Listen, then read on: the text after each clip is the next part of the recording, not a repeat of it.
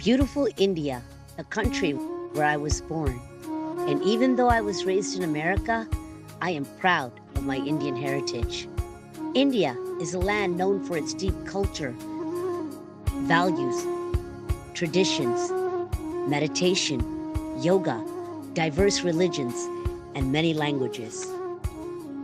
It is a country that has valleys, mountains, magnificent flowers, oceans, green forest, many delicious cuisines, spices, art, poetry, music, from the colorful costumes, jewelry, festivals, sculptures, scriptures, and temples make India the vibrant place that it is.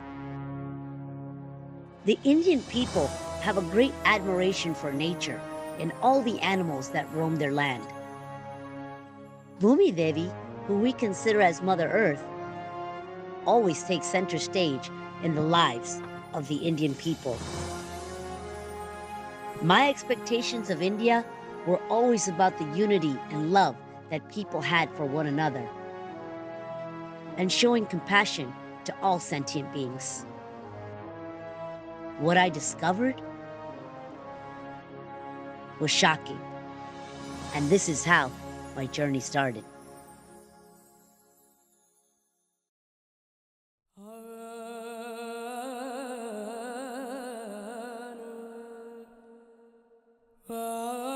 Mr. Chhaganlal Joshi, my grandfather, a freedom fighter who walked with Mahatma Gandhi side by side for the Salt March. They together got us freedom. They fought for human rights. And I am fighting for the animals. If he could do it, why can't I?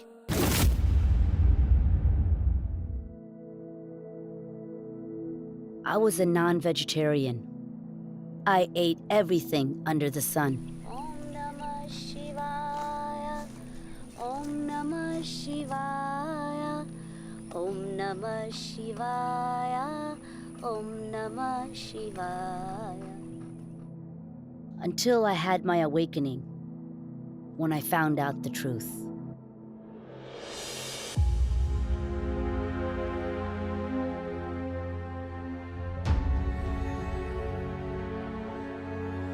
And once I knew the truth, I couldn't unknow it. I could no longer ingest fear, anxiety, pain, and torture in my body.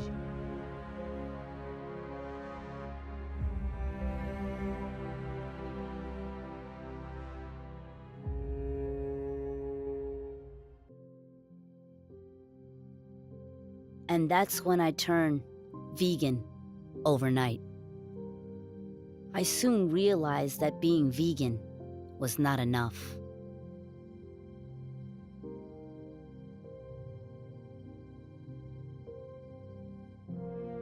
I had to take action and be the voice for the voiceless.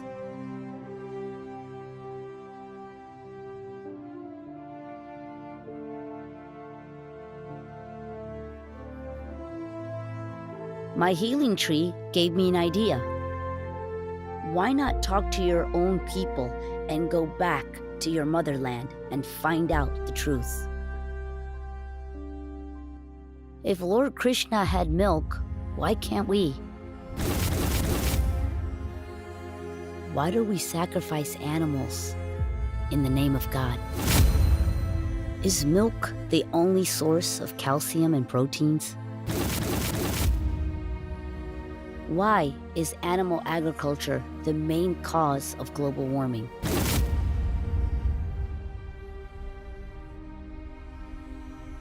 Is India the land of Ahimsa?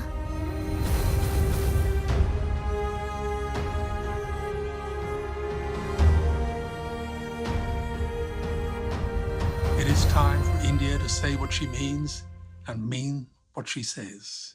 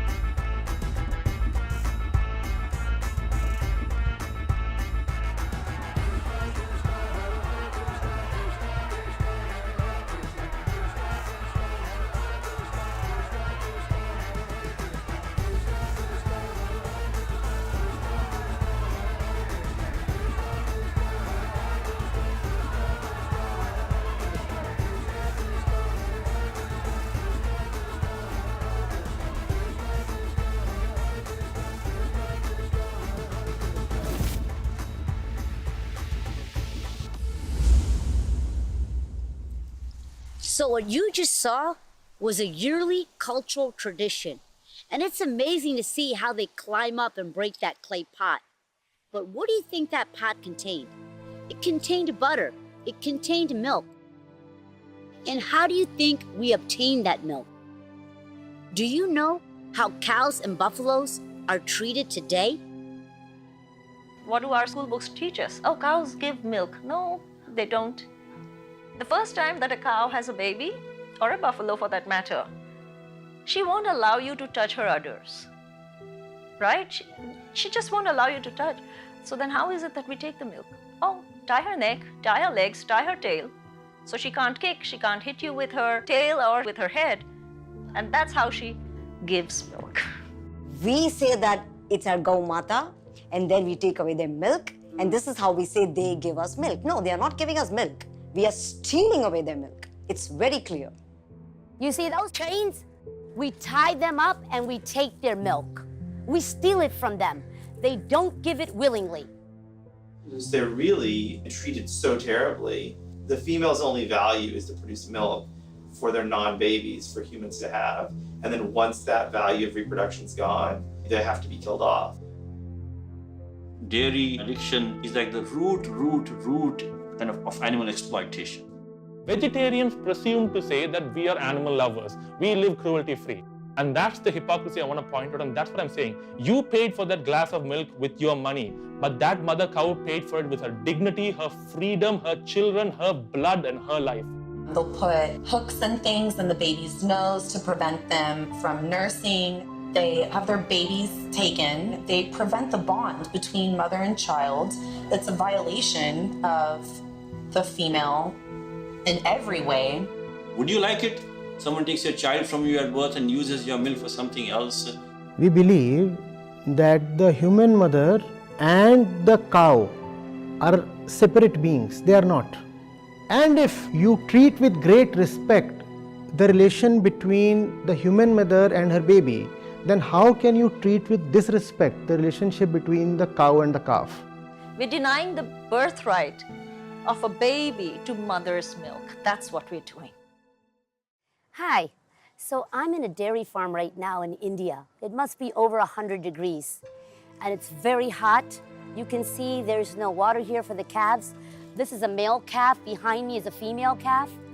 You can see the rope, how it's tied to this pole, so they don't have much freedom. Also, their mothers are on the opposite side. They're separated. You see, they have to tie them away, otherwise she'll drink her mother's milk and there won't be for us. I never knew this. I drank milk all my life and I was disconnected. They can't afford to keep all these cows here. Where do you think these cows go when they stop making milk? The male calves that don't produce milk, what do you think that's happening to them? We need to think about this. Not only have I seen mothers screaming, bellowing out for their babies on dairying camps, I've seen babies with tears streaming down their face as they're kept isolated in calf hutches. If I believe in women's rights, I can't support the exploitation of another female, a cow, because she's exploited for the milk of her reproductive system. The dairy industry is based on exploitation of the female reproductive system. The dairy mothers are artificially inseminated. Sometimes they'll even put chains around the baby's feet and rip the babies out. Meat and dairy is the ultimate patriarchy. It's all based on rape. None of these animals are making love. They are all raped. In fact, the industry term is rape rack. Don't take my word for it, Google it.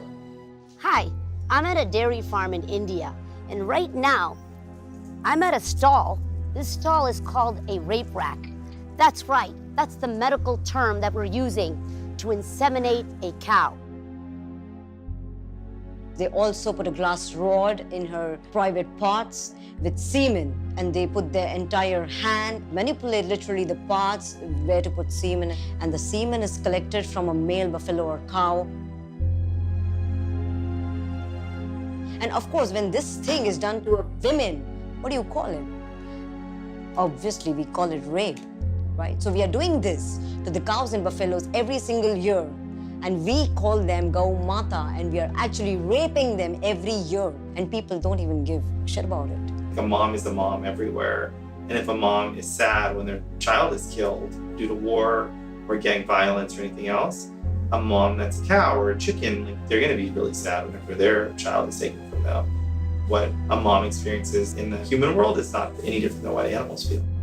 The mother knows what is happening to her child. She knows that my male child is being sent to the slaughterhouse. I read the Times of India newspaper a year and a half ago in Ahmedabad.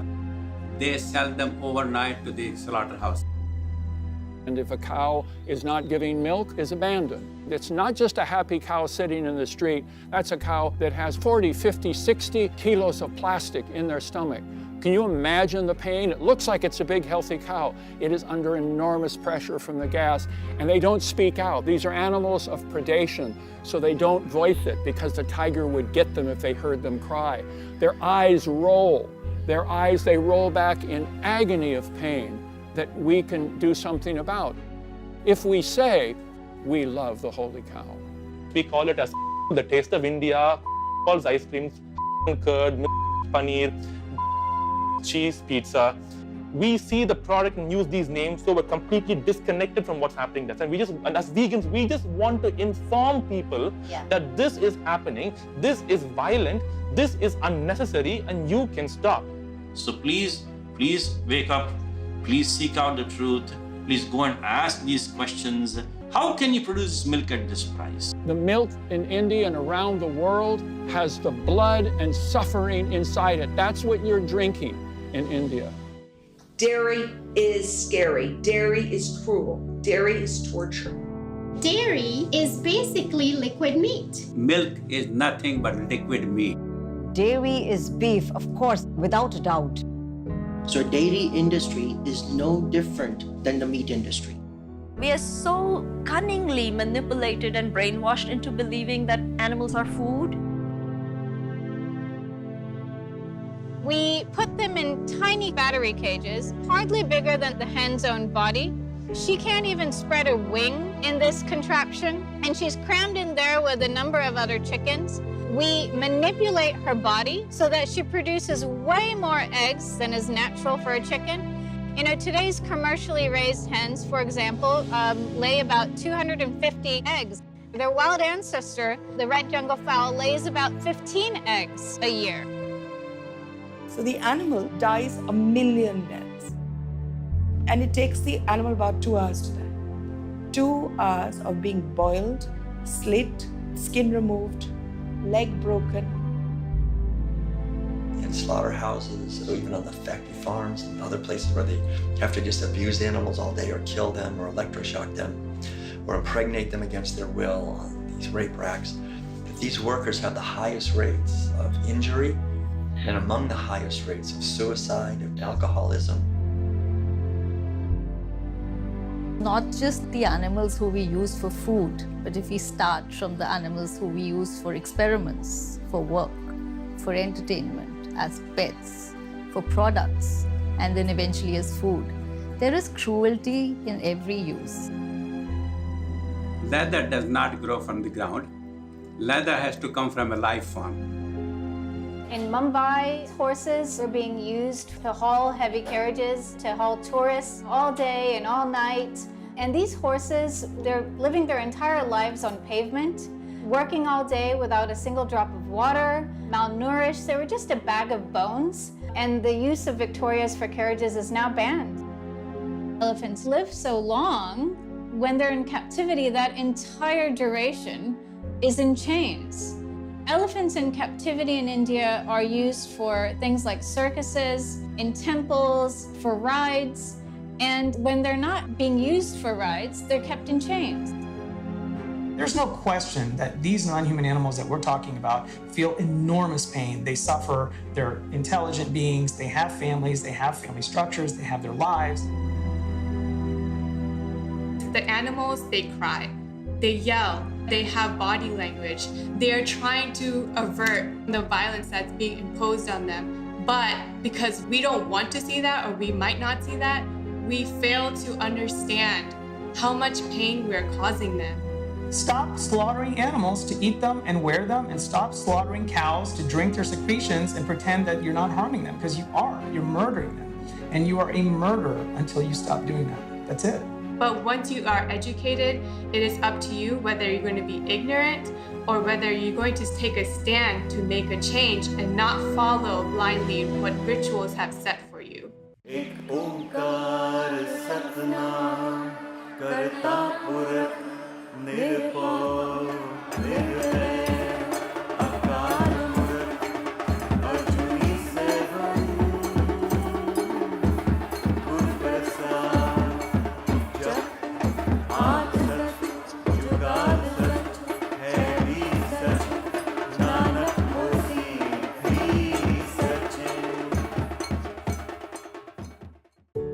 There are so many religions in India, and we have so many rituals and traditions in our culture.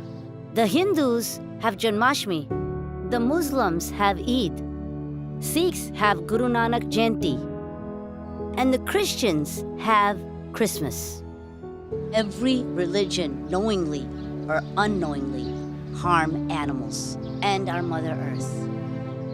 Why would God make us dependent on another species when he hasn't made any other species dependent on another species for milk? Milk is something that is totally natural. If you're a calf and you're getting it from mom, who was a cow, but if you're a human baby, nature thought you would get milk from your mother, and that's the natural source. Yeah, whether it's a cat, rat, horse, donkey, human being, cow, buffalo, elephant, giraffe, whatever. They produce milk only when they have a baby, right? And why has nature put that milk in the body of that mother? To nurture that baby. It's meant for a newborn baby to grow fast in a very short period of time. And this is what we should be taught in schools. And we're not. Why all Jain and Hindu people are so much attached with all this kind of food? They can do 30 days fast, but they cannot stop one day dairy product. Indians will turn vegan on their own because they have that sentiment already by virtue of their pre-existing spirituality. The sentiment that animals are living beings, that even our gods have taken forms of animals often. You have Matsavatar, you have Kurmavatar. All kinds of improbable animals have hosted our gods. Once you are spiritual, you just cannot bear to consume dairy or meat. Buddhism, Jainism, Hinduism, in this position that we are actually the leading exporters of beef, of leather, of milk in the world. Animals being exploited in the world, the two biggest concentrations are meat in China and dairy in India. And you want to be known as a greatly spiritual country, and yet the killing and the growing for killing is higher than anywhere else. So what's so spiritual? Now halal means that you pray over the meat and that you kill it in a way that the animal doesn't feel pain, and you don't kill one in front of the other. So there is no halal, because they just slit the throat and throw it into a pile to die. And chatka means that you kill it in one go by slicing the head off. But none of the butchers have got the kind of energy that it takes to slice the head off. So it's basically just slitting the throat. What they call modern slaughterhouses is simply you take an electric prod and then you just keep prodding it and prodding it and prodding it and prodding it, so the animal screams and screams and screams and screams, and it's never unconscious till it becomes paralyzed, and then you slit its throat. In fact, in every religious book that I have read, at least, and I've read the Quran over and over many times with translations, and I don't see anything to do with killing another being. There is a sacrifice. Sacrifice meaning sacrificing something that you love. It could be anything. It's the sentiment. I think it's a misconception. And I think as a Muslim, I am proud to say that I'm not a part of that. And I hope that in time to come, that all my other fellow Muslims will also realize that and stop this killing. And India, worshipping the sacred cow, the demand for milk is so high. And milk is wasted on so many mindless procedures that it becomes cruel and unusual and totally unnecessary. Or in Jainism, in Hinduism also, when they pour on their idols, they use lot of dairy, milk, ghee, curd, and other products. They take gallons and gallons of milk and they pour it on the statue of a god. In fact, the biggest hypocrisy I ask people is, you actually torture and abuse a cow and steal her milk, then you build a statue in the shape of a cow and you pour the actual living cow's milk on the statue and you say good things are supposed to happen to you. We can't justify that at all. Just because it is written in the religious books doesn't mean that we have right to steal away the milk. Not at all.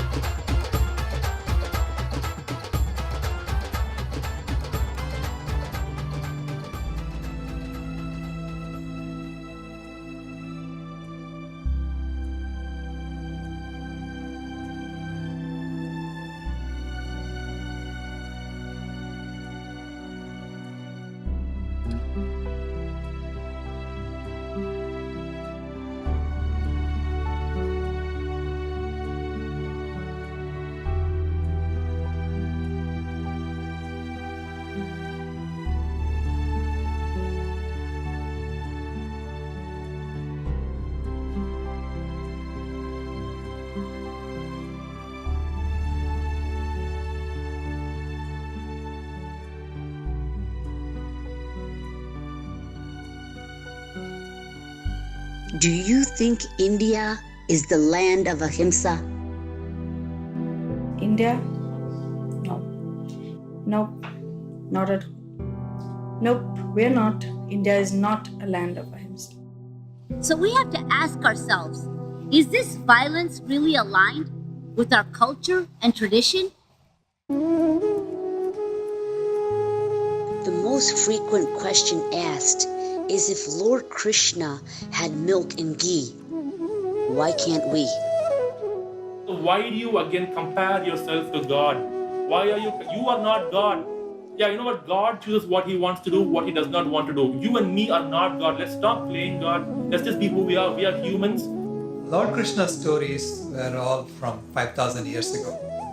And a lot of stories are symbolic. Do you know that Krishna also stole clothes of a bunch of girls and hid on a tree? Would you do that? Lord Krishna lifted a mountain with his little finger, which means that if you believe in Lord Krishna, he will shelter you from the thunderstorm that's happening around you. So it's a symbolic story. It doesn't mean that everyone should be going and lifting mountains with their little fingers. And so if you can be like Krishna and you can lift a Govardhan, then you can do what Krishna does.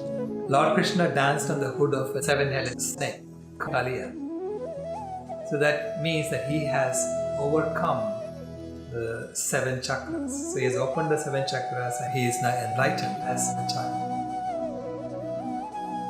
And Krishna, as a little boy, he himself shepherded cows to and from the forest and the grazing lands, and never once did he beat them or whack them or, God forbid, rape them. None of that happened. But understanding what those rituals are is so much more important. My non-Hindu patients are quicker to adapt to vegan diets than my Hindu patients. And that is paradoxical, but it makes sense. Because we have rituals and rituals and rituals without realizing the cost of those rituals to the gentle cow and her calf. For our Indian festivals, pujas, and rituals, we can always use coconut milk or coconut water or simply water. For example, when bathing our gods, we can always use coconut milk or coconut water because coconut is considered the food that symbolizes God. And when lighting our divas, we can always use coconut oil. This way, we're aligning our values with our actions, and we can live in an ahimsic world. And the time of the Lord Krishna was the different. At that time, we believe that we don't use cow for our selfish reason, for the commercial purpose, for fulfillment of our greed. The cow is a part of our life, our family member.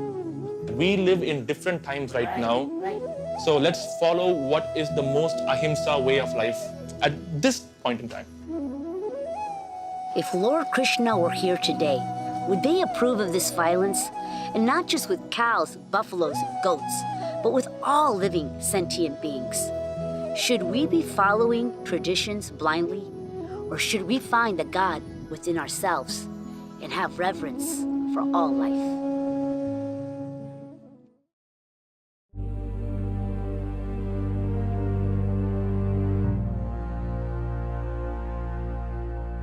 I am back after 18 years.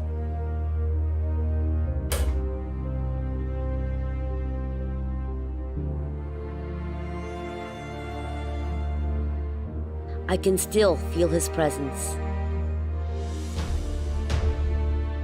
Mr. Chhaganlal Joshi, my grandfather, a freedom fighter who walked with Mahatma Gandhi side by side for the Salt March. They together got us freedom. If he could do it, why can't I?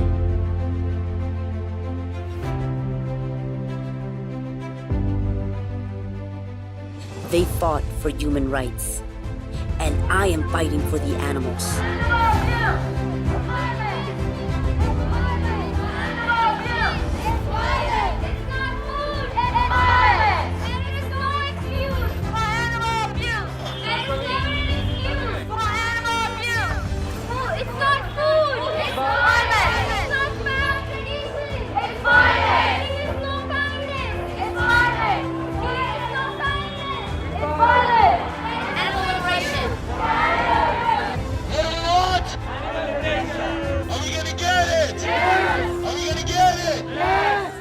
Injustice anywhere is a threat to justice everywhere.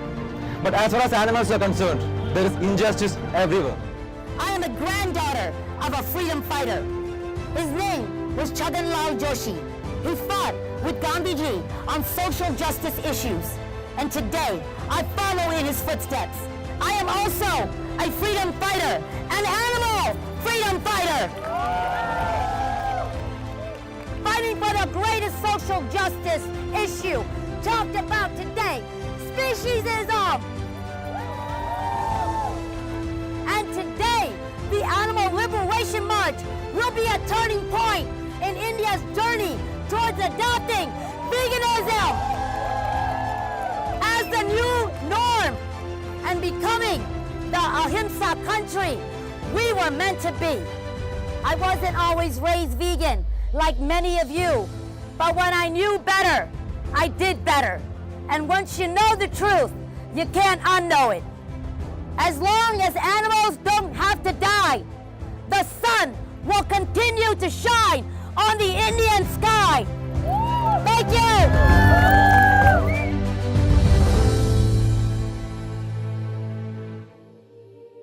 Mahatma Gandhi is the one who not only just learned about Ahimsa, but he practiced Ahimsa in everything he did. He would go on his walk to the sea crying. He would weep. He's the one who said famously that you judge a nation's civilization based on how its animals are treated. Over the centuries, whether it's Leonardo da Vinci, now Leonardo DiCaprio, Mahatma Gandhi, Martin Luther King, they all say the same thing. If we don't respect animals, we will never respect each other. So it's connected. You cannot separate the two. Just ditch the dairy. It's not that difficult. There's so many alternatives today that didn't exist back in Gandhi's day. I know today Gandhi would be vegan. Absolutely no doubt. Absolutely no doubt. I think India is going to be a great vegan country one day, and Gandhi will be very happy. They are reminded of how impressive a person he really was. Gandhi's Khadi movement was such a simple thing that he did about 100 years ago. He convinced the people of India to change their clothes from British clothes to Khadi clothes in 1919. That's when he initiated the Khadi movement. This is the original spinning wheel that my grandfather, Chhaganlal Joshi, used during the Khadi movement. Within a dozen years, he had bankrupted the textile mills in Manchester, and the British government was on its knees begging to negotiate with him. So it was a simple act that every Indian could do. And everyone knew when you're wearing Khadi, you're part of the same movement. So it brought the people of India together. It was a spiritual act. but it was a substantial act because the textile industry was the largest industry in England at that time. So today, if we change what we eat, going vegan, it's exactly the same as the Khadi movement from 100 years ago.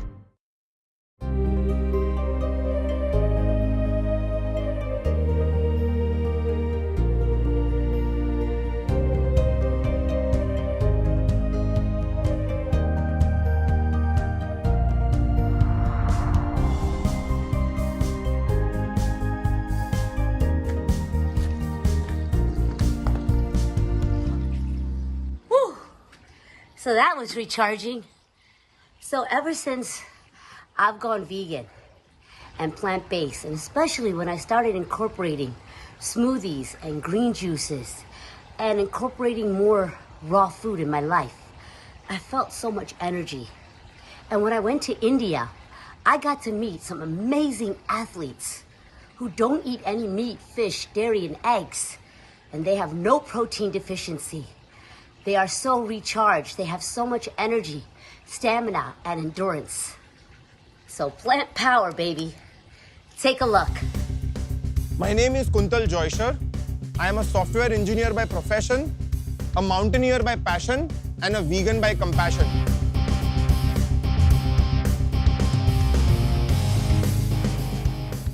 Veganism gave me an edge in mental peace and mental focus.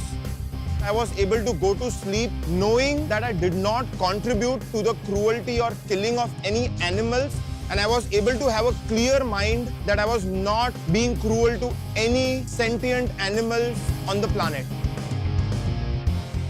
All the vegetarian sources have complete protein. My knees used to hurt a lot after my run. I couldn't walk after the 42 kilometers. I used to just sit. But after my first marathon, when I went vegan, I sit for 10 minutes and I'm okay. Like, I'm completely healed. Now I'm a proud vegan marathoner, 42 kilometers. I was never into running, but just because I turned vegan, all this positive energy started coming along my way. I was keen about fitness. I was keen about peaceful life. Yoga, martial arts, calisthenics, parkour, gymnastics. I went vegan. I am better than before. In peaceful life, strength, my focus is better than before. So everything is better than before.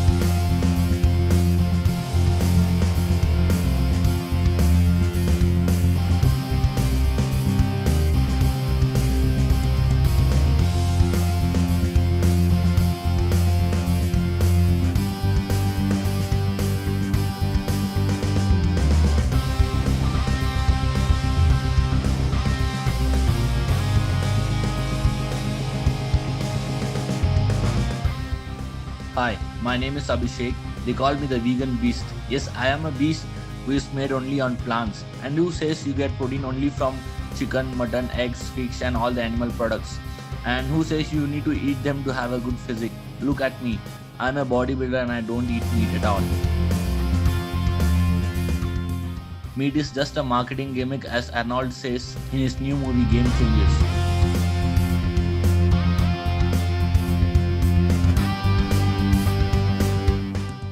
Dairy and animal products will give you only one thing, that is fat and diseases. There is a lot of options for protein in a whole food plant-based diet.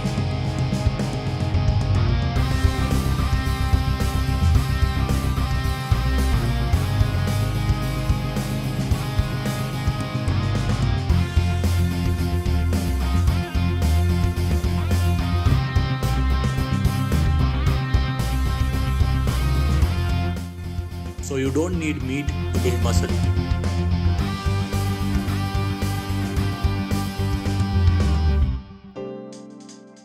The protein myth is that we need lots and lots of protein to build muscle and for our health.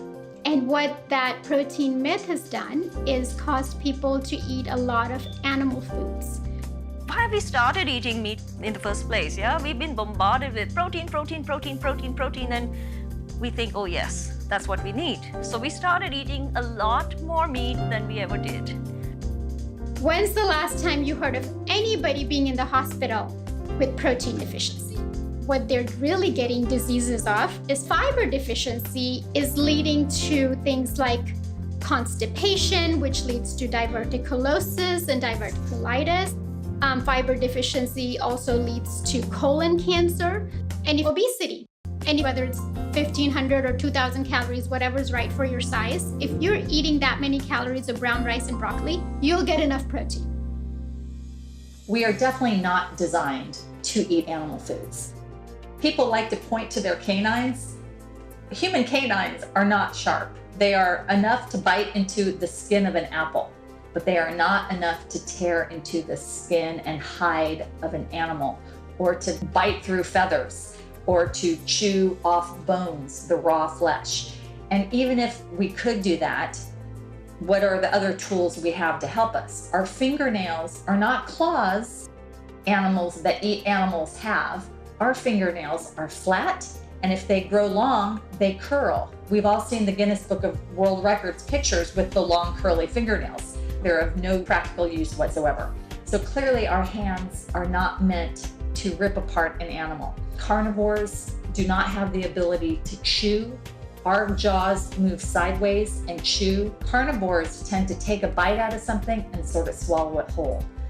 Our digestive systems are much, much longer compared to the short tract of the digestive system of a carnivore. So we are definitely not designed to eat animal foods.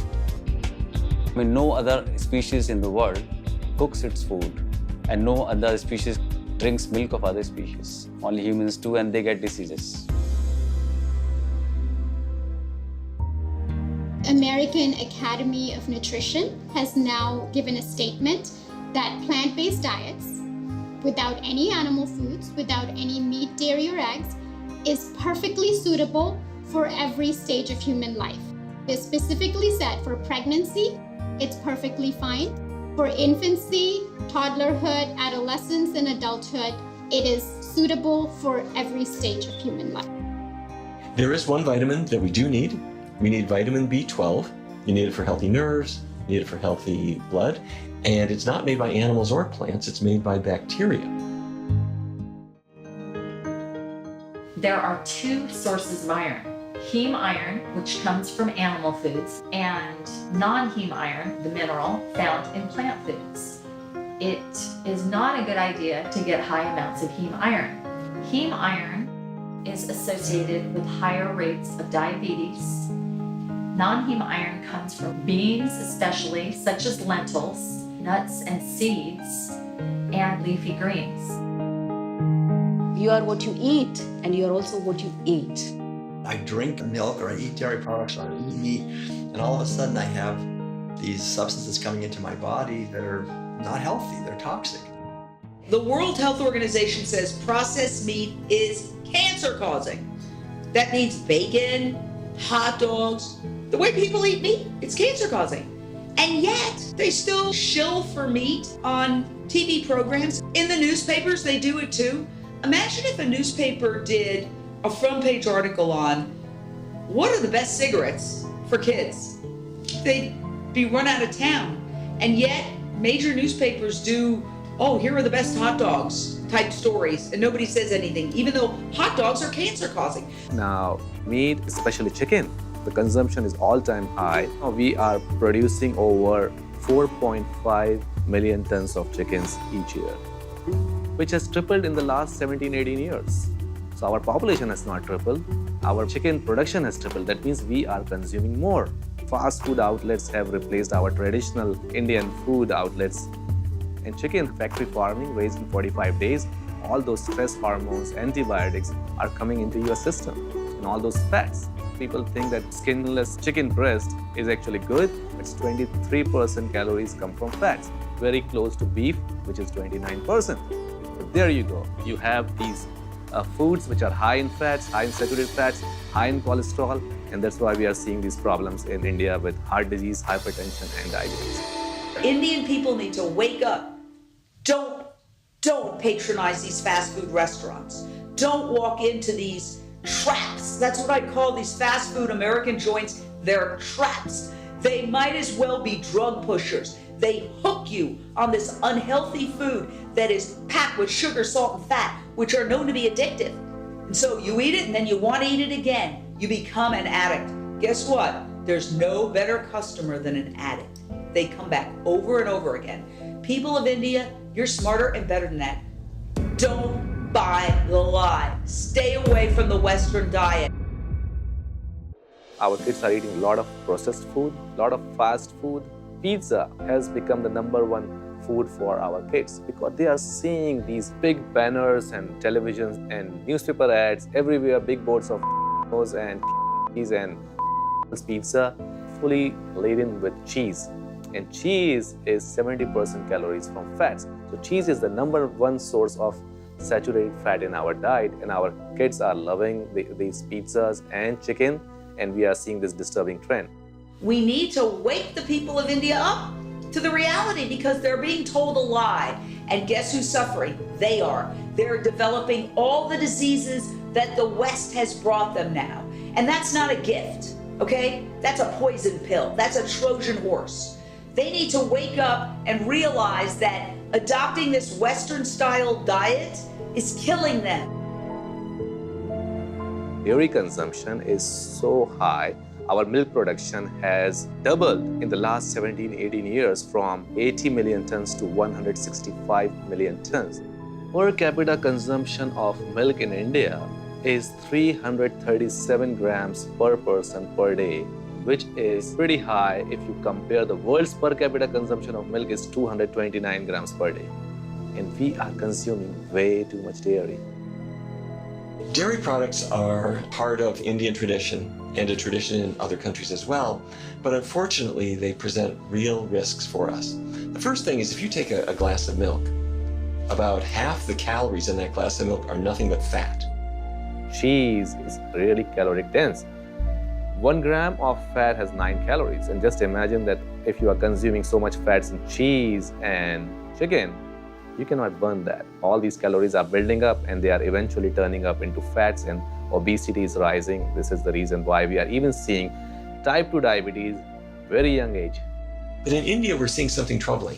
We're seeing vegetarians have more and more diabetes, and I believe that's because of the dairy products that they're consuming, as well as the overuse of oils. And those two things together are driving the diabetes epidemic. And India has become the diabetic capital of the world because the consumption of meat and dairy is rising at epidemic proportion. Sugar and carbohydrates are not the cause of diabetes. High blood sugar is the result of diabetes. The cause of diabetes is lack of insulin or insulin resistance. And so we need to understand the cause of insulin resistance is fat. Now, fat is found in oil, ghee, butter, but fat is also found in all animal products. It's also bad fat. It's the saturated fat that's linked to heart disease and linked to Alzheimer's disease. And doctors like me are afraid that we are sowing the seeds of more and more epidemics all the time. Not just diabetes, not just heart disease, but prostate cancer, Alzheimer's disease, the things that come from eating a diet that's loaded with dairy products. The other thing that dairy has, similar to other animal foods, is a hormone called IGF-1. IGF-1, that is insulin-like growth factor, that is really for the baby calf to become big. That actually interferes with the insulin in our body. This hormone raises risk of getting cancer. It also promotes cancer. So if you have cancer, it grows faster. So this is present in dairy just as much as in meat. Today, milk is poison. It's not nectar. We have selected the cows to produce more and more milk. So now the cows are so big and they're producing so much milk. So literally when we drink that milk, it's trying to make us grow that fast. Cells are trying to grow and it will become cancer. Cancer is a problem at the cellular level where something goes wrong with your genetic code. So something happens at the genetic level where a protein is made and causes the cell to go out of control. The cell no longer belongs with the group. It is a rogue cell. It commands its own blood supply and it becomes a cancer. And from there it can travel and kill. when you have a rise in cancer is because your immune system got overwhelmed. There are several reasons for this. The biggest one being diet. The protein casein is the most carcinogenic substance literally on the planet. Inside cheese are chemicals that are coded in the dairy protein called casein. The casein protein breaks up, releases morphine-like compounds that are called casomorphins. The casomorphins attach to the very same receptors on the brain that morphine attaches to, and they have a mild narcotic effect. Am I saying that cheese could be addicting? That's exactly what I'm saying. The Indian diet already has the great basis for a plant-based diet. And if they would just do a few things, get rid of the ghee, get rid of the oil, get rid of the fried foods, it would really improve the diet and the health of India. Ghee continues to be used in Indian cuisine, and I really wish people would move away from it, because when we analyze it, it is loaded with saturated fat. That's the kind of fat that raises your cholesterol. It's also the kind of fat that's linked to Alzheimer's disease. There are many techniques for cooking that don't use ghee at all. The food is a little lighter, a little tastier, and certainly much healthier. But with ghee, there's no protein, it's pure fat. Ghee is an animal product made out of dairy. It's got high saturated fat. Once I found that there was oxidized cholesterol in ghee, then I wanted to find out, what does oxidized cholesterol do to the body? And there was heart disease was on there. There was some diseases that this oxidized cholesterol was attached to. I saw some Alzheimer's increased studies with oxidized cholesterol. So according to my research, it's not something I want to put into my body. And there's also the cruelty element of torturing animals, cows, to get this secretion. There's now a vegan ghee. From our Goshala, we have 50 coconut trees. So coconut oil goes in there. And I practice plant-based Ayurveda. Ghee is used for a lot of ailments. Ayurveda recommended it in the therapeutic version. But right now, the way we live in the 21st century, we actually don't need ghee at all, because it's full of dioxins, it's full of hormones, and it's just pure fat. And the kind of lifestyle we lead today, we don't need to eat ghee. More you consume dairy, more is this acidic nature of dairy products. This is making the calcium go out of your bone a lot more than you consume. In fact, University of Chicago researchers went to India and they actually showed by DNA analysis that most Indians, no matter where they're from, whether it's north or south, have an intolerance to dairy. When you say lactose intolerant, you really mean normal. And when you say other, it's lactase persistence. That is the abnormality. So let's say when someone is normal, they will react in a bad way to lactose. Dairy has so many different things in it. Either there is antibiotic, or there's urea as a preservative, or an animal has eaten pesticide-laden grass. And there's also higher estrogen, because the milk is also produced when a cow or a buffalo is pregnant. And this estrogen obviously is going to be secreted in the milk and is going to interfere with the estrogen in our body. And there are two strong links that are found, are one with the breast cancer, second with the prostate cancer, and one more condition called as PCOD, that is polycystic ovarian disease. This is directly linked to the hormones in the milk. Dairy, unfortunately, also is very contaminated in India, particularly the ghee, which is mixed with animal fat. So when we consume milk, or especially when we consume cheese, which is concentrated milk, you're going to get a concentrated dose of those toxins. If you look at the incidence of dairy use in India over the last 30 years, it's nearly doubled. And concurrent with that, we've seen some interesting changes in Indian health. Heart disease has nearly doubled in that same time frame, and diabetes has nearly doubled in that same time frame. And obesity is becoming quite rampant in India now as well. Cardiovascular disease, I'm speaking particularly of heart disease, also prostate cancer and many other chronic diseases. We think, what can we do to tackle that? Item one is to get the animal products off your plate, and specifically dairy products. It's actually the first thing I tell people to stop when they're transitioning to a plant-based diet. I say, if you're going to do one thing, stop dairy first. It's full of saturated fat, and for me as a vascular surgeon, that's one of the main things that causes atherosclerosis or heart disease. But in the same way as you can narrow the arteries to the heart by eating fat and cholesterol, and you can narrow the arteries to the brain by eating fat and cholesterol, the same thing happens in the arteries to a man's private parts. Most men over late 40s have erectile dysfunction. And it's all based on cholesterol, which becomes plaque, clogging the vessels. That's why erectile dysfunction is a precursor to heart disease. And that's the first place for many men that they have symptoms. Here's the issue.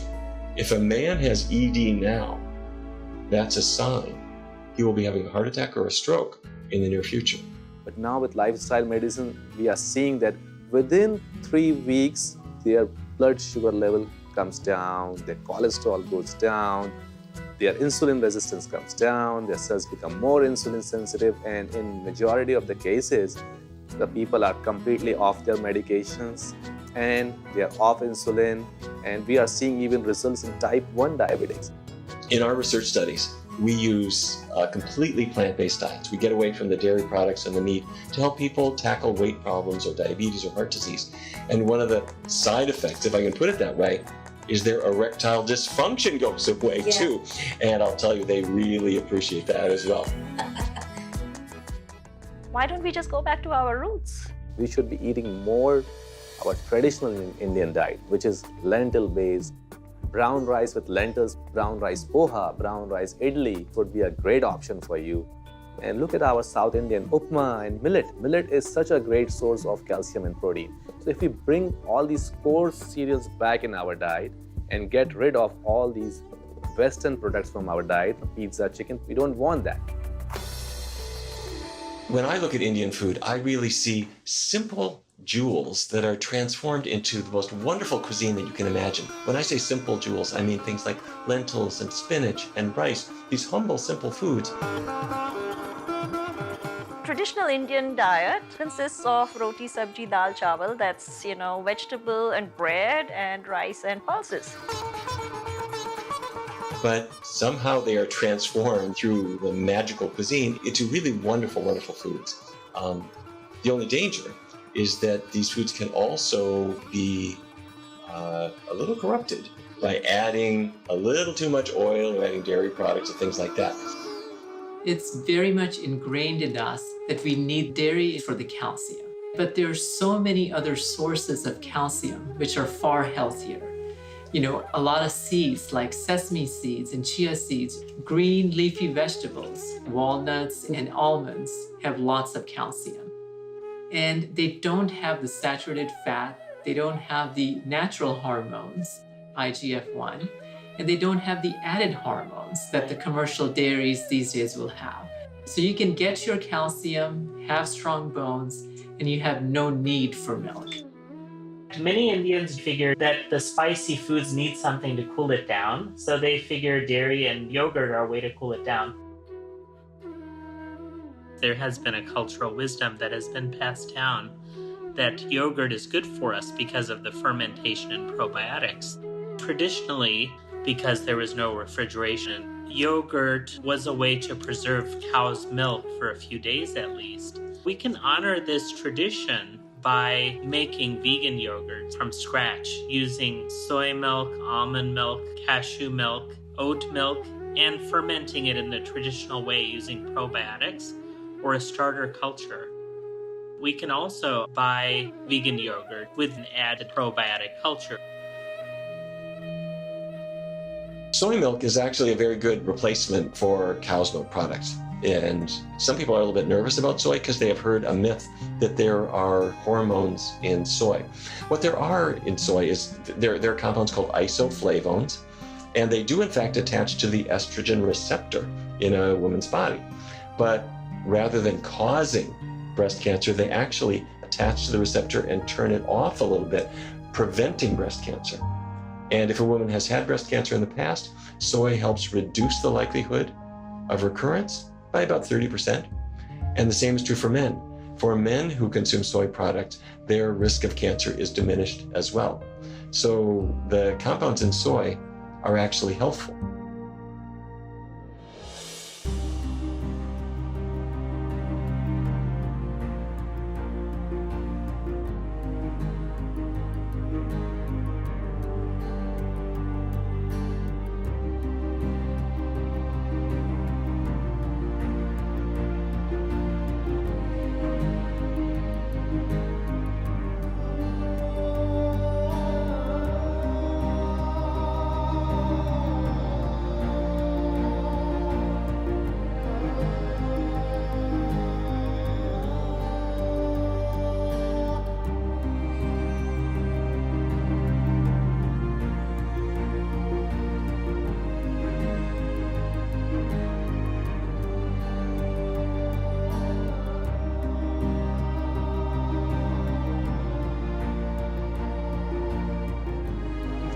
We are 1.4 billion people here in India, and with an increasing population rate, we can lead to a major environmental catastrophe. Global warming is caused by actually two things. One is greenhouse gas emissions, which is carbon dioxide emissions from fossil fuel burning, carbon dioxide emissions from deforestation, methane emissions from cows and goats. But it's also caused by us preventing forests from coming back.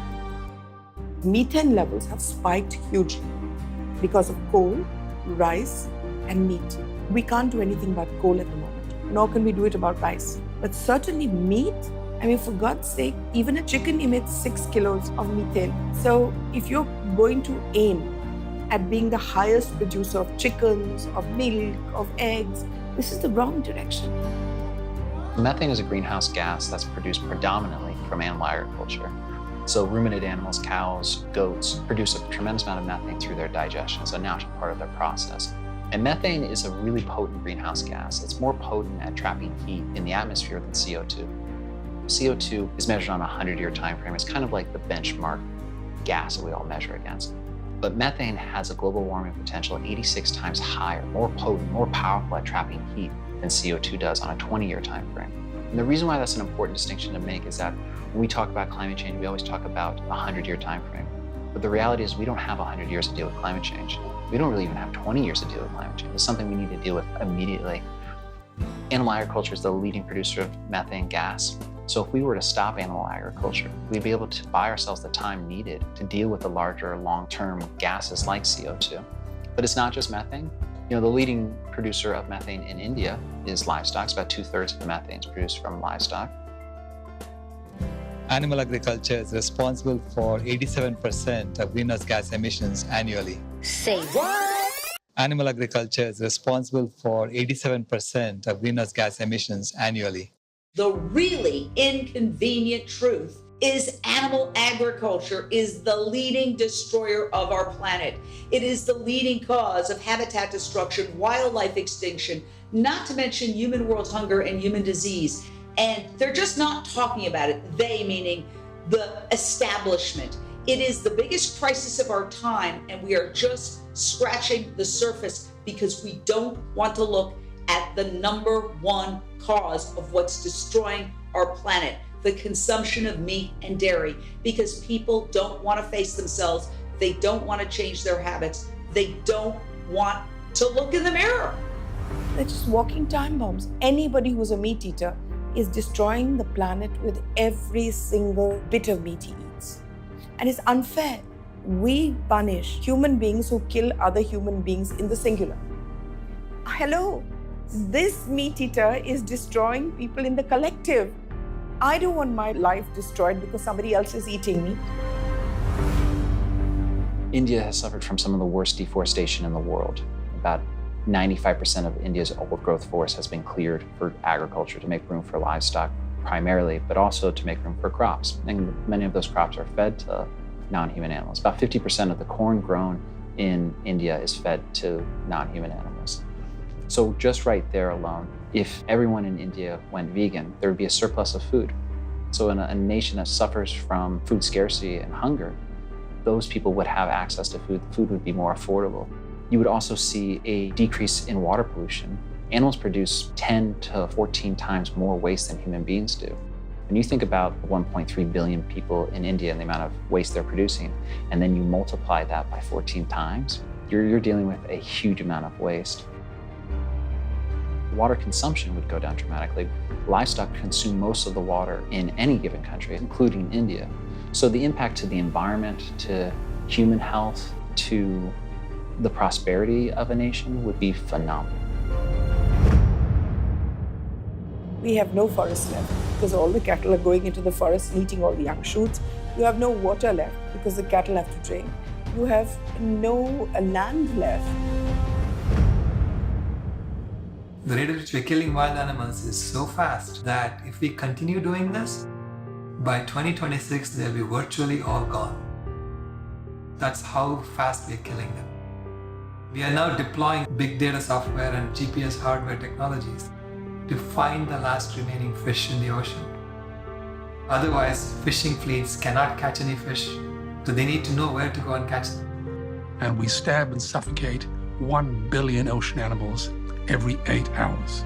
The oceans are dying in our time. All our fisheries will be dead, the lungs and the arteries of the earth. And most people would know that oceans sequester more CO2 than all the forests of the world put together. 10,000 entire species are wiped out every year because of the actions of one species.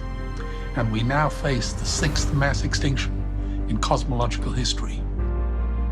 If any other organism did this, a biologist would call it a virus. If we continue doing this, deploying technology to find the last remaining animals and kill them, if you go to every last remaining forest and cut it to graze animals for livestock, we're going to kill everything. Right now, we're in the largest mass extinction the planet's seen in 66 million years since the dinosaurs died. More species are going extinct now than any other time in the last 66 million years. That's huge. We're losing potentially 100 species per day. That's plants, animals, and insects. And mammals, big megafauna, charismatic megafauna people care about, like elephants and rhinos. This biodiversity loss, this species extinction, has the potential to collapse ecosystems entirely. More than the 7.6 billion human beings, we kill about 76 billion animals every year. And that doesn't take into account the 1 to 3 trillion sea animals. When we stop raising those 76 billion animals and killing them every year, we actually reduce our load on the earth by a factor of 6.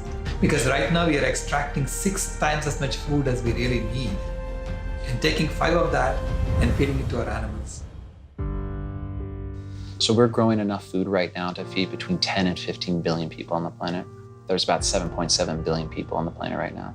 So we are growing enough food to feed everybody. There's about 800 million hungry people in the world who are either on the verge of starvation or aren't getting enough calories per day. The fact that we feed half of the world's grain to non-human animals is a problem. We are growing enough food, we're just feeding it to the wrong animals. We're feeding it to non-human animals. And there's a feed conversion ratio that's really important. 1 kilo of grain does not produce 1 kilo of meat or 1 kilo of milk. To produce 1 kilo of beef takes about 16 kilos of grain. So we could stop world hunger. When India drops dairy, India will become the dominant world power. Because whichever culture, whichever society, whichever economy goes truly plant-based will dominate the world, because that's exactly what needs to happen for the planet to survive. And India is already halfway there, because India shuns meat in general, historically, traditionally. So if they just kick the dairy, India will emerge as the leading world power. India in particular is in this very unique situation. India is one of the largest economies in the world. I think it's 4th or 5th economy in the world. It has one of the world's largest populations as well. So what Indians decide to do will shape the whole world. People follow what India does. It's a spiritual center of the whole world. So I think Indians realizing the power that they have, the potential that they have, and the responsibility they have is a really powerful, amazing thing. And so I'm really excited for the whole world because I see India waking up to this information. I see that more than any other culture in the world, India is primed to hear this message because of this deep history with Ahimsa, with nonviolence, with the Sacred Mother, with the veneration for the beauty and innocence of other animals. So I'm really excited for the future and what's to come. Throughout human history and politics, we kind of see this pendulum swing. We go from ice age to warm spells. We see if the government goes far right, it swings to far left. And I see India doing the same thing with diet. A historically vegetarian society has swung towards eating more meat in the last 50 years. But I see it's going to swing the other way. It's going to bypass vegetarianism. It's going to go full vegan. That's the exciting thing. If we can keep that pendulum swinging towards compassion. I think that, again, you have a history and a foundation of ahimsa, of nonviolence, of doing no harm. That's perfect. That's veganism. If we just eliminated the animal products, we could live in a world of abundance. We could reforest the earth. We could then sequester the carbon. We could then combat climate change. We could also feed starving children. We could really have a land of peace, a land of ahimsa. We just need to make this one simple change. And we can do it. So in fact, I call this transformation that's happening, the transformation going from a Homo sapiens to Homo Ahimsa. Because Homo sapiens is the name that we have given ourselves, which is actually kind of arrogant because we call ourselves sapiens, which means wise. You will never see a wise person going around saying, I'm wise. Wisdom always comes with humility. So as a species, the Homo sapiens name has to go if we are to survive. You'll be known as Homo Ahimsa. Ahimsa, the most meaningful word ever written. And this word originated from our country, our motherland of India. This word means non-violence to all living beings in everything we think, say, and do. The real ahimsa starts at our tongue. That starts from there. Once the train starts from the tongue, the demand for these products is there. Then to say the government should ban Go Hatya, this is not the answer. Once the train heads out from the tongue, you cannot stop it. Ahimsa, non-violence to any living being.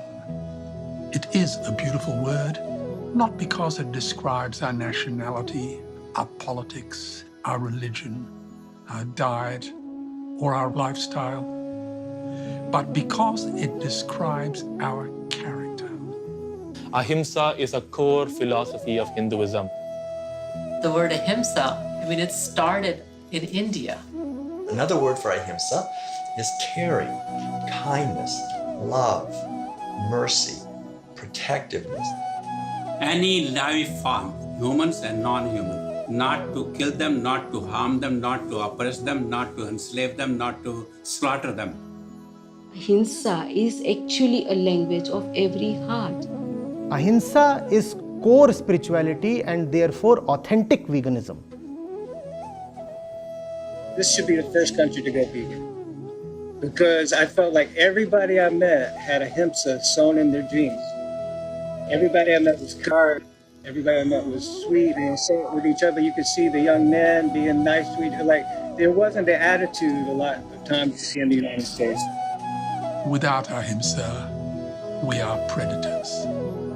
Brutish, boorish bullies. The land of Ahimsa, in my world, is a land where all beings are free. The way to get back to ahimsa is to stop doing harm to animals. Our land is a land of non-violence, land of Buddha, land of Gandhi. We stressed that, we don't want to harm anyone. So why do we want to eat a diet that harms us, harms the animals, harms the environment, harms our family members? Animal use is animal abuse. Violence, we must stop. Ahimsa is the act of compassion and kindness, not just non-violence. So when you stop at non-violence, it doesn't make you compassionate and kind. In Hindi, we have a beautiful word, karuna, being able to feel anguish when someone else feels anguish. Each and every individual in this world has the opportunity to vote 3 times a day by what they put in their mouth. This is the way where we all live together with love and harmony with all beings on this planet. And we are a country who has a great culture. We have our values. And if we show ahimsa towards animals, towards our fellow human beings, towards our environment, we can make this world a beautiful place to live in. We are now transitioning from a predator species to a caretaker species. It is time for India to reclaim her spiritual land of ahimsa, that beautiful place where all living beings meet in compassion. In every country and joining together, it's like Game of Thrones. We all have to come together. We all have to drop these illusory differences and come together to fight the greatest fight, and to be true warriors of the heart. Yeah, I really believe in India and I love the Indians and I know that we can do this. India has religiosity in its soil.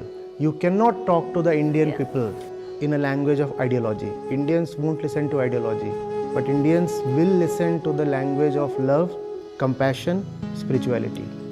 Just go back to our roots, and that's how we can make India a land of Ahimsa again. During my journey, I got to meet some amazing vegan entrepreneurs here in the US and in India. I'm the founder of Akaju Cashew Yogurt. It's a vegan cashew-based yogurt company based in Houston, Texas. So I'm a chemical engineer by profession, and I had no plans of starting any kind of business. 4 years ago, I turned vegan, and what I missed most was good, creamy, low-sugar yogurt.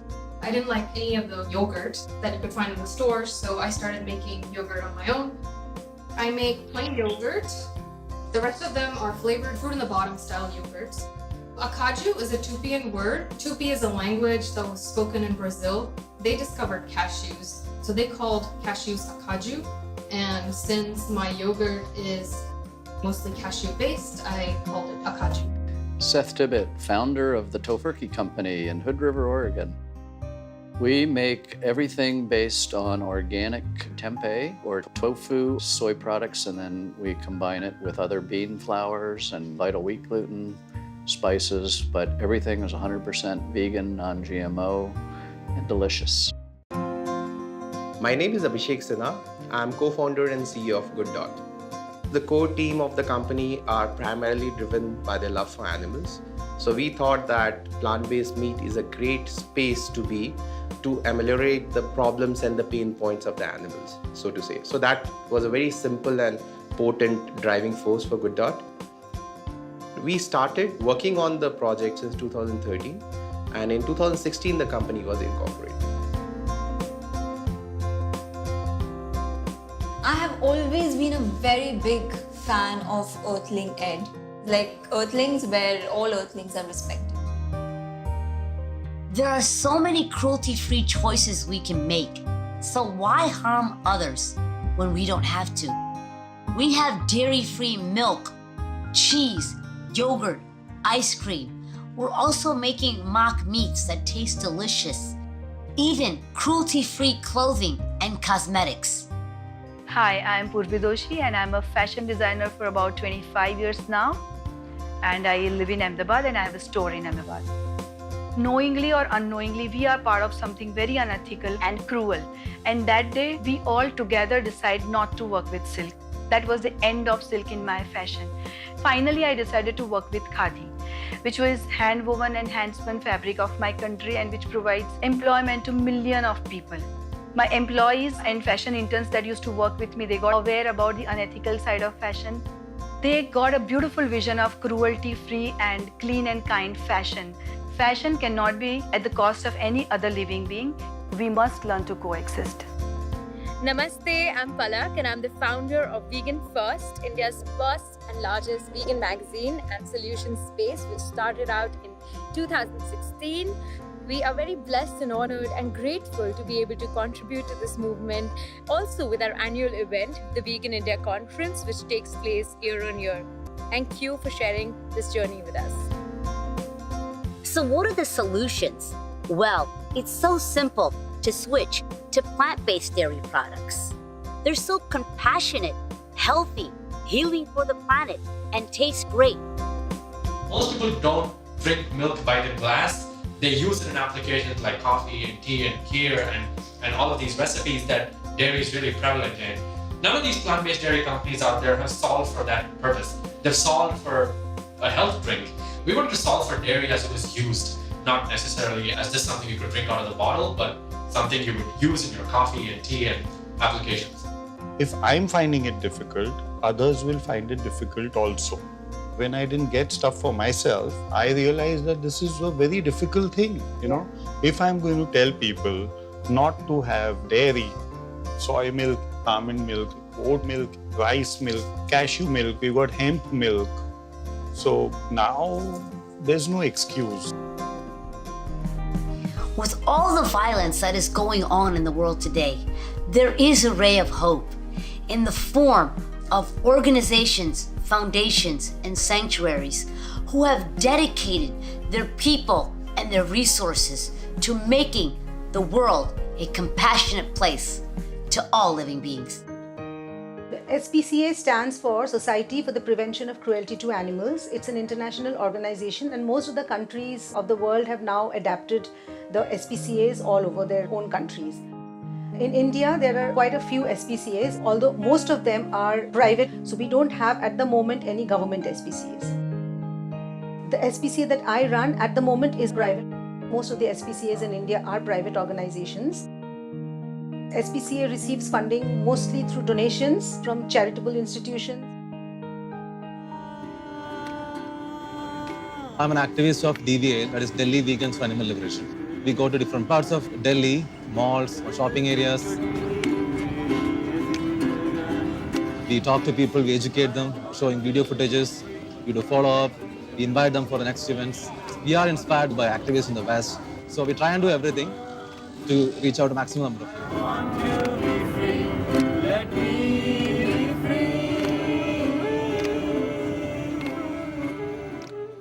FIAPO is the Federation of Indian Animal Protection Organizations. We are a network organization, we are a federation. We represent about 130 organizations that are working in India for the welfare, rights and protection of animals.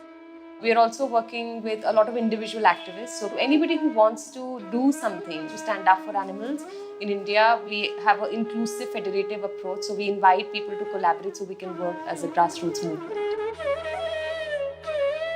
My name is Jaswant Modi. In 2018, I became the president of the Jain Center of Southern California, and that's the 2-year term which I will finish at the end of this year. Our Jain Center of Southern California became vegan in March of 2018. I'm one of the founders with my wife of Animal Aid Unlimited. We came to India more than 20 years ago with the idea of helping.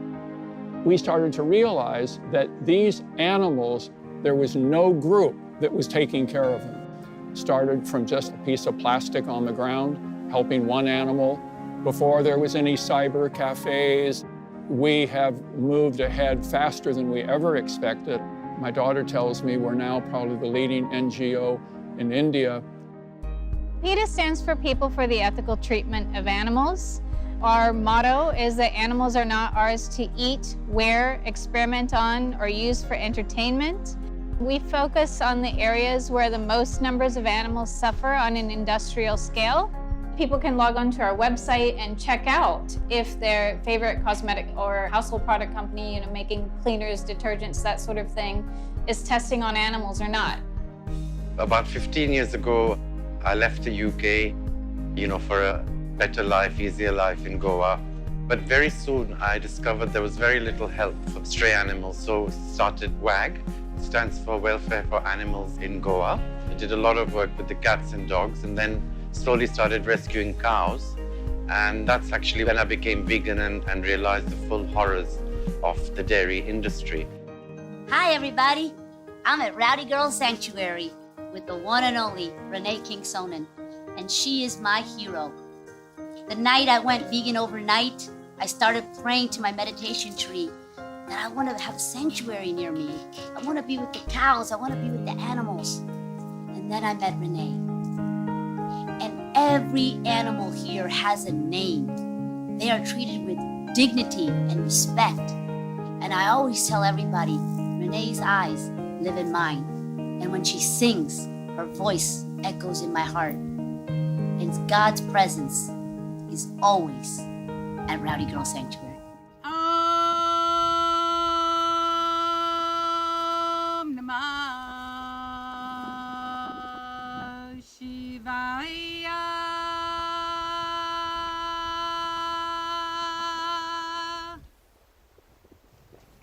Om Namah Shivaya.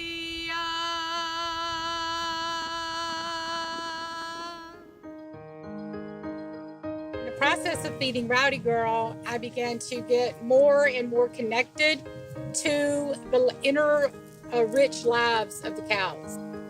For whatever reason, I was taught that cows don't have feelings. And what I was witnessing is not only do they have feelings, they have memories. They remember who the babysitter is going to be. They remember actually who their kids are. If anyone chooses to be vegan in the school, it's our children. They decided, fine, let us stop eating our friend.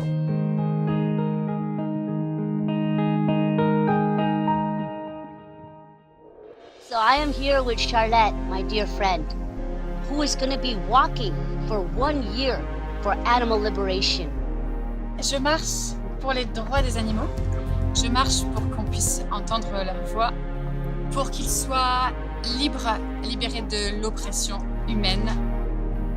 Like my teacher and guru has said, Dr. Sailesh Rao, when the East meets the West, not only India will be known as the land of Ahimsa, but in a non-violent world, the entire planet will be known as the land of Ahimsa.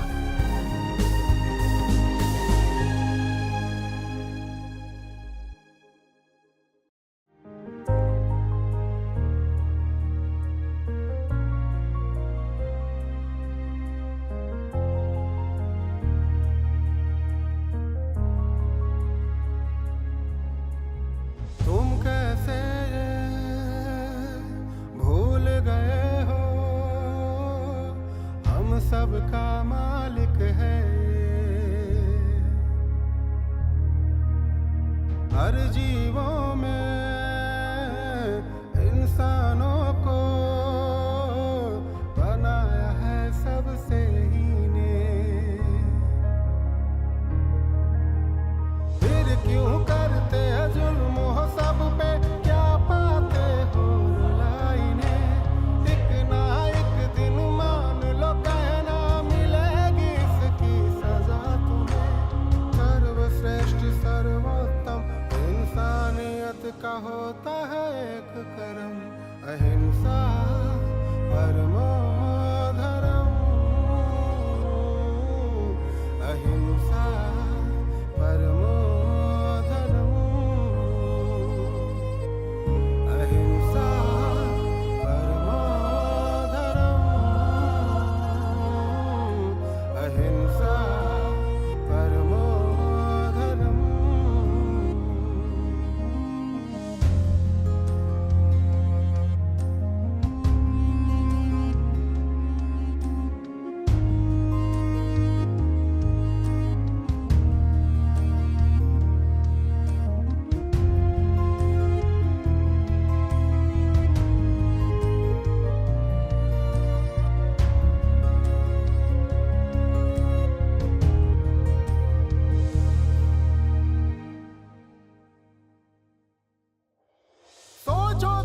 जब कोई इस तरह से सताए तो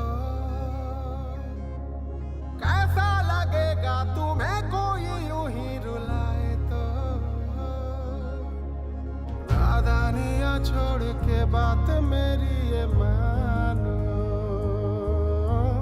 तुम जैसे हो वैसे ही सारे हैं जीव जानो जीने दो इनको भी जैसे भी ये जीना चाहे दुनिया नहीं है किसी एक की पहचान